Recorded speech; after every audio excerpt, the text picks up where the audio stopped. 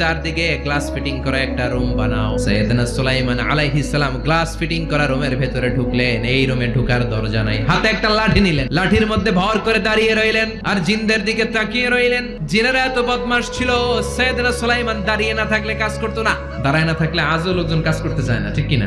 সুলাইমান আলাইহিস সালাম লাঠির মধ্যে ভর দিয়ে দাঁড়িয়ে রইলেন আর বললেন কাজ করো। জিনেরাও কাজ শুরু করলো। ওদিকে মালাকুল মাউত এসে বলল সুলাইমান সময় তো শেষ। সুলাইমান বলে সমস্যা নাই, রূহ কবজ করো। মালাকুল মাউত ওইভাবে লাঠিতে ভর দেওয়া অবস্থায়, দারুণ অবস্থায় সাইয়েদনা সুলাইমান আলাইহিস সালামের রূহ কবজ করে নিলেন। উনি এমন ভাবে দাঁড়িয়েছেন, রূহ চলে গেল, লাশ হয়ে দাঁড়িয়ে রইলেন। লাঠির মধ্যে দাঁড়িয়ে আছেন, জমিনের মধ্যে লুটিয়ে পড়ে নাই। সুবহানাল্লাহ। জিনেরা মনে করছে বস দাঁড়ায় আছে, কাজ করতে হবে। করতে করতে পুরা প্রজেক্টের কাজ শেষ। ইন দ্য মিন টাইম ঝিঝি পোকা, উই পোকা সুলাইমান আলাইহিস সালাম লাঠির ভেতরে ঢুকে লাঠিও খেয়ে ফেলেছে। সাইয়েদনা সুলাইমান আলাইহিস সালাম ধপাস করে জমিনে পড়েছে। আর জিনেরা কয় হায় হায়, খালি খালি কাম করছে এতদিন। সুবহানাল্লাহ কইবেন না?